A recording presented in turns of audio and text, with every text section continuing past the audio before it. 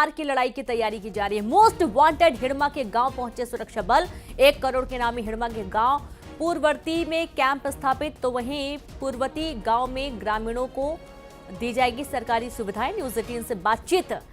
Bastar IG की चेतावनी, surrender करें नक्सली, अंजाम भुगतने के लिए रहे तैयार।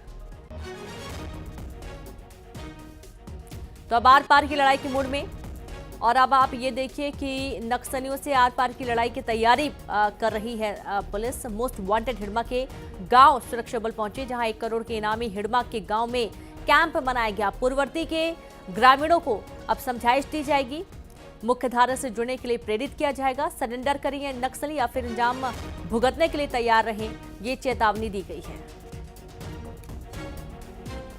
सुरक्षा बल का टारगेट हिड़मा, आखिर उसके गढ़ में सुरक्षा बल पहुंच गई है और एक कैंप भी स्थापित हो गई है। ये वो हिड़मा है जिस पर शासन की ओर से लगभग 1 करोड़ का इनाम घोषित है, और इसको घेरने के लिए सुरक्षा बल की टीम वहां मौजूद है। हमारे साथ मौजूद है बस्तर आईजी, इनसे बात करते हैं। अब हिड़मा के बटालियन टूटेगा, हिड़मा को फोर्स घेरेगी। जैसे निश्चित रूप से हमारा टारगेट में जो सभी जो माओवादी फॉर्मेशंस, यदि लोकल फॉर्मेशंस, मिलिशिया कैडर से लेकर एरिया कमेटी से लेकर जो पीएलजी बैटल नंबर 1 हो या अन्य जितना भी उनका जो फॉर्मेशंस है हमारा टारगेट में है। क्योंकि पूर्व में भी हम कई बार इस बात को जैसे हमने सामने रखा थे, यदि माओवादियों को हिंसा त्याग कर समाज के मुख्य धारा में शामिल होने के उद्देश्य से यदि सामने आएगा, हथियार छोड़कर मतलब हिंसा त्याग कर आएगा, उन्हें भी हम स्वागत करते। शासन के जो आत्मसमर्पण एवं पुनर्वास पॉलिसी होता है तो उनके पुनर्वास के लिए, रिहैबिलिटेशन के लिए सभी प्रकार का आर्थिक सहायता से लेकर अन्य सुविधा भी उपलब्ध की गई थी, और आने वाले समय में भी ये योजना लागू में रहेगा। लेकिन जैसे माओवादी द्वारा यदि अभी भी यदि हिंसात्मक गतिविधि को साथ लेकर यदि आईडी लगाना या सुरक्षा बल को नुकसान पहुंचाना या क्षेत्र की जनता को मारना, पीटना, प्रताड़ित करना, हत्या करना, इस टाइप की यदि हिंसात्मक गतिविधि में शामिल रहेगा, फिर उसका उसी हिसाब से थोड़ा आगे हम लोग का अभियान के दौरान जो भी विधि अनुसार कार्रवाई करना तो वो भी हम करेगा। तो ये कहना है कि अब जो सुरक्षा बल है पूरी तरह से निर्णायक लड़ाई में उतर गई है, और जो माओवादी नेता हैं उनसे भी अपील की कि हिंसा छोड़े और मुख्य धारा में लौटे, अन्यथा जो मुठभेड़ होगी वो काफ़ी माओवादी के लिए नुकसान साबित होगा। श्रीनिवास नायडू, न्यूज 18 बस्तर। और चलिए सीधे रुक करेंगे, संवाददाता श्रीनिवास नायडू जुड़ गए। श्रीनिवास, अब नक्सलियों से आर पार की लड़ाई की तैयारी, और सबसे पहला कदम ये कि 1 करोड़ के नामी हिड़मा के गांव पहुंच चुके हैं सुरक्षा बल।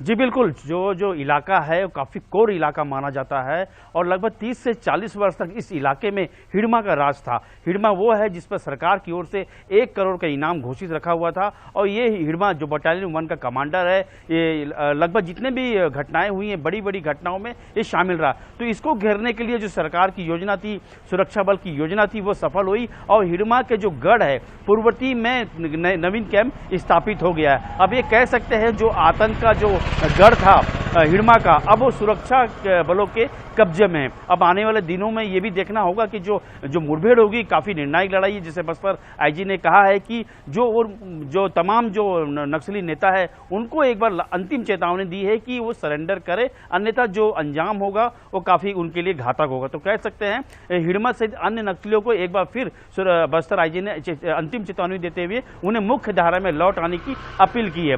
अब देखना होगा जो हिड़मा है, चूंकि वो इलाका कोर इलाका है, अब वो सुरक्षा बलों के कब्जे में, तो ये जो लड़ाई होगी वो काफ़ी निर्णायक लड़ाई होगी। और हिड़मा को घेरने के लिए जो सुरक्षा बल है पूरी रणनीति तैयार कर ली है। साथ ही जो बाहर से देवा है वो भी 25 लाख के इनामी नक्सली है, उसको भी घेरने के लिए योजनाबद्ध सुरक्षा बल तैयार हो गई है। जी देखिए, पूर्ववर्ती के ग्रामीणों को सरकारी सुविधाएं उपलब्ध करवाई जाएंगी, विकास के काम वहां पर होंगे, तो जाहिर सी बात है कि श्रीनिवास, नक्सलियों को ये बर्दाश्त नहीं होता है कि कहीं भी सड़क बने, सुख सुविधाएं उपलब्ध हों ग्रामीण क्षेत्रों में, क्योंकि जाहिर सी बात है ग्रामीण जो हैं वो सरकार की तरफ रहेंगे, और किसी भी तरीके का जो विरोध है नक्सलियों का उसको बर्दाश्त नहीं किया जाएगा, और लगातार नक्सलियों का विरोध भी होगा।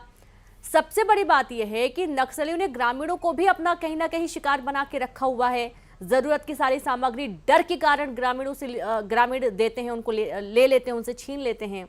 इस पर भी रोक लग जाएगी, रोड बन जाएंगी, सुख सुविधाएं उपलब्ध हो जाएंगी, तो जाहिर सी बात है कि नक्सली तो अपने आप बैकफुट पर आ जाएंगे।